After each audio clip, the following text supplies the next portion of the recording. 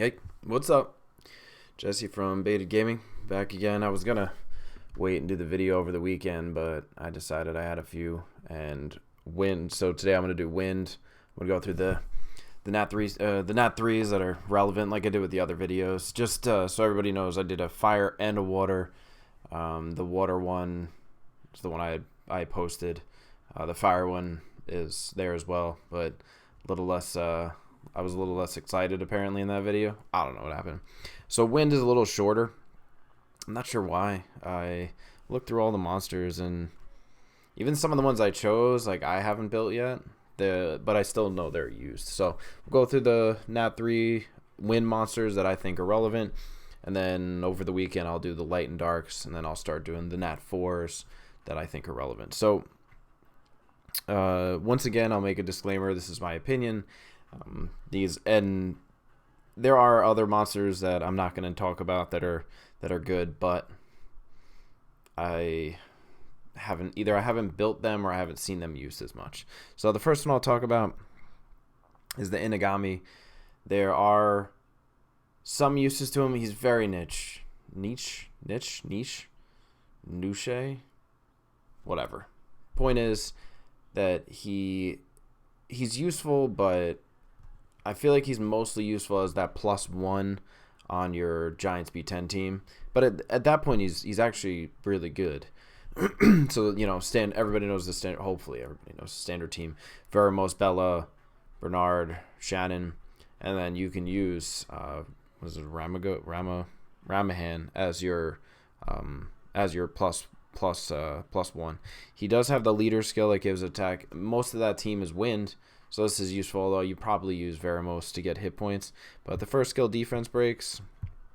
The second skill, removes beneficials. He's the same exact thing as Bella, except the third skill does damage based on your defense.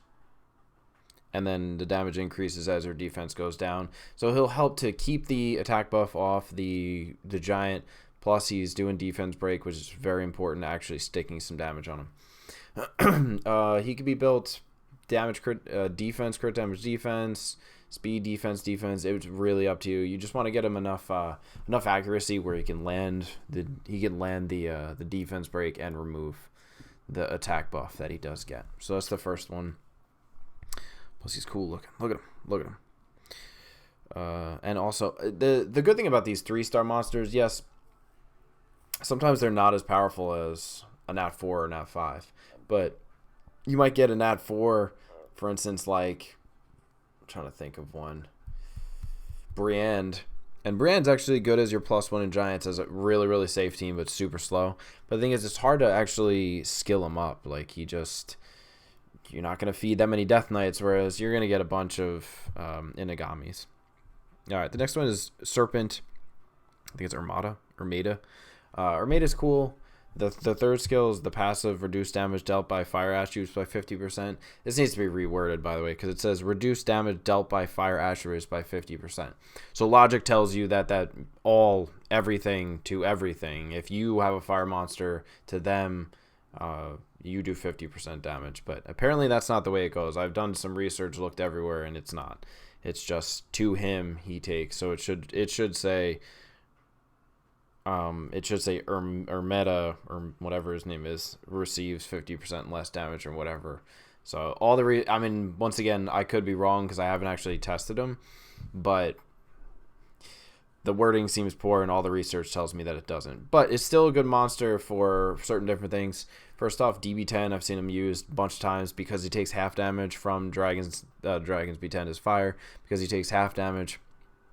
He's definitely useful there. First skill, removes beneficial, so you can has the ability to happen again, 30%.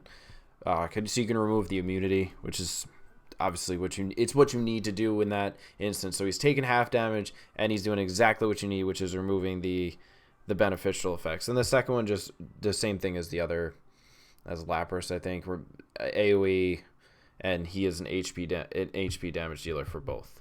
So, like I said in the previous video, I love HP and tank damage dealers. So the other thing he's good at is if you for some reason run into a PvP team that has a lot of fire, or there's a maybe in a TOA level where the boss is fire, because fire is going to attack your wind guy. So if Ermeda is the only one there, he's always going to take the hits, 50% less damage. Works out really well. I would probably do hit point, crit damage, hit point, or speed, hit point, or speed, hit point, or speed, crit damage, hit point. It really depends on your rune quality. Cool monster, though. I'm going to build it in the future. The next one, I don't know how much I really actually need to talk about Bernard. Everybody knows about Bernard. You build him. He's good pretty much everywhere. He can be used in everywhere except Necro. You build him as fast as possible, swift, and as much speed as you possibly can, and never look at my Bernard, because I don't do PvP much, so I'm like, I gotta get the 300 speed Bernard. I more or less just have him do what I need. To be honest, I don't really use him that much. I mean, I have a Guild War team I use him in, but yeah, I mean, he's good in Giants, he's good in Dragons, he's good in TOA. Dragons, it's funny, you would think it makes no sense, but he's actually really good in Dragons, because anything you can do to be faster than the dragon is gonna help you out. Even though he has element disadvantage, he's still super useful. Who do I got next? One of my favorite monsters in the game, actually, Ardella. We had the secret dungeon, and I was super stoked about it, because I was able to fully skill her up. The big thing she has is the third skill, which gives her 25% crit rate buff, and then the crit damage increases according to how much HP you lost. And you have first skill that applies a random debuff based on their element, and then the second skill does damage just increase to attack speed. So realistically, against a Watermon, you only need 60 crit damage to always crit, and then in raid, you're always going to have, not always, but most of the time, you're going to have the crit damage leader, which is super solid, because at that point, you only need like 41% crit or whatever against a Watermon, and against, I think it's, 56% against, if you have Hua leader. My math might be wrong. But the point is, you can have like 50-something crit rate and then just go all in on crit damage. And she does a lot of damage, because the other thing with this is she does 15% extra damage for each harmful effect. And on raid, I'm going to call it the OG raid, they are going to have a bunch of debuffs on them. So she does actually a bunch of damage. She's a really good farmable. She's one of the only, I mean, there are a few, but she's one of the only really good farmable monsters for raid, for the OG raid. I think mine is built swift or broken, I don't remember, but you just want to build her as fast as you possibly can. So speed, crit damage, attack, speed, crit damage, some survivability stat, hit point, so it could be swift and whatever. Or I've seen you vampire, because of the fact that she is going to do a bunch of damage and she's going pretty often, and as her HP decreases, she does more damage so she can heal herself. It's very useful on vampire, because she has really low base stats. While I love the monster, I mean, look, you could see this is level 30, but let me look at mine. Yeah, I mean, she has 75. That's pretty low comparably, and 461 defense. But yeah, see, it's funny, my crit rate's too high. I haven't been using her much, but she's a really good farmable damage dealer for most of the elemental raids. Light and water, she's good at, and I believe she can be used in raid. Most of the single target damage dealers are good in the elemental raids, because they AoEs, except fire, they AoEs kind of take away from the damage a bit. And you're stacking debuffs when it's in the laying down state, stun state, sleeping state, napping state. I don't know, whatever. So that's Magical Archer. What's next? Next one is Living Armor. I know this one for sure. Copper's an absolute beast. I built one a long time ago. Love him. Awesome monster. Defense, crit damage, defense. It's pretty standard build. He's built with a few different monsters. Amnesty. I spoke about Amnesty in a different video. I don't remember, but does a lot of damage in PvP. Ignore defense with the third skill, which is makes it so he does so much damage. You just build him, and you kind of want to balance defense, crit damage, defense. You want to get the crit rate on your damage dealers. You want it in the 60s. That's like the minimum. But as it goes up, it's really good. And the ignore defense, I mean, he can one-shot most water mons, most monsters that don't. He does a lot of damage. Most monsters that don't have a boatload of hit points, he's going to take them down.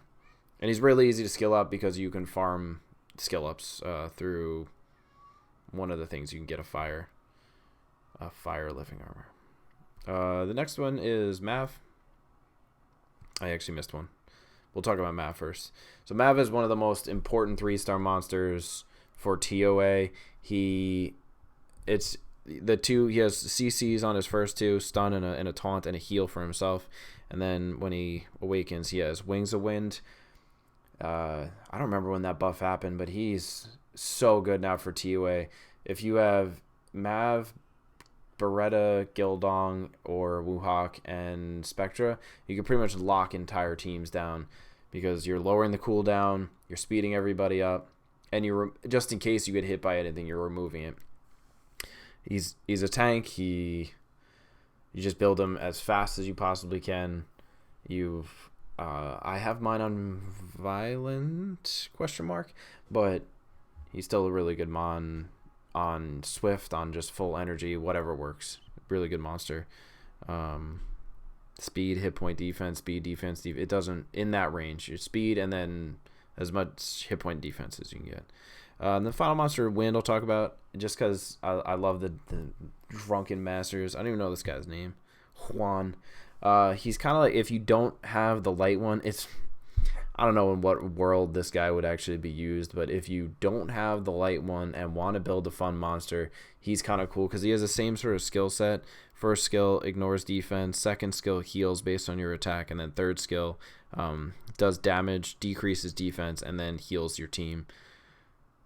So he's really good for, is it Wind Raid? Yeah, Wind Raid, because you can you need to heal up to max to make sure you're not taking the passive damage, and 2 of his skills actually heal, so he's good in that regard, as well as he's probably still good. Like I said, I'll talk at one point about the light drunken master. He's the same thing where he brings a lot of utility, damage, healing, the whole 9. He just, like Ardella, like Tien Kin, the light drunken master, and him, he just has really low base stats. So while he's a cool monster, let's see what this guy says. So you could see his hit points, defense, etc. is pretty low.